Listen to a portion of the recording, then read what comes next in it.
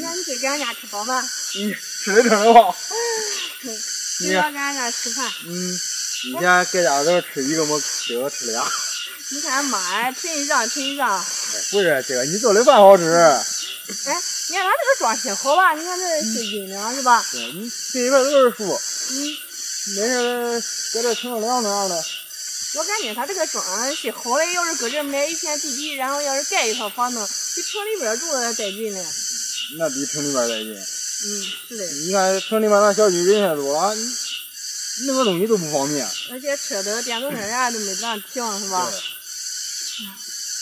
挺好是挺好的，主要是回头要是弄大的话，俺都瞅瞅看有卖的没。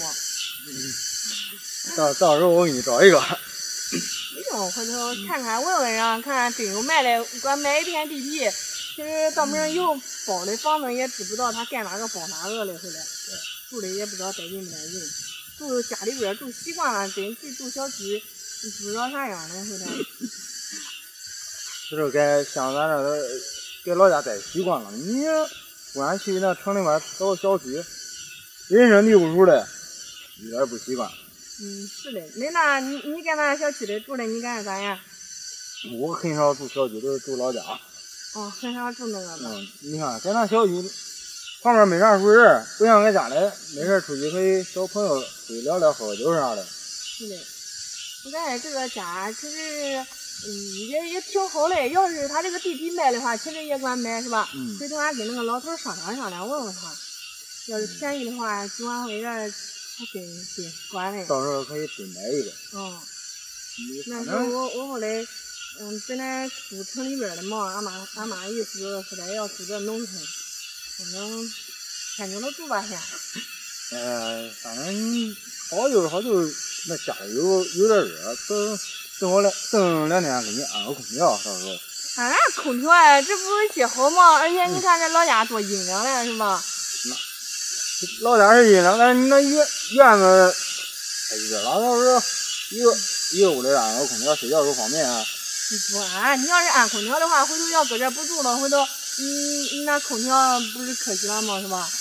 那有啥可惜？到时候再开了啊。不安，回头我要是弄那也热不几天，这伏天马上都快过去了，管搁网上买一个就那种冷空调，700块钱，然后先10楼都管了。这他家就阴凉，屋里边你说是吧？屋里边反正还行，到时候还不如直接安个空调了，松咱下来呀。你都不用提安空调的事了，都没必要安一个空调。有必要。主要是住不时间长，你知道吗？再说这除了夏天就热这几天，冬天谁家使空调啊？费电费凉嘞。那冬天天冷了，你开个空调，进哪也行啊。我的天，这房子根本都不限安空调，又不是说那楼房啥的。你要是到门要是盖楼房面的，肯定得安，是吧？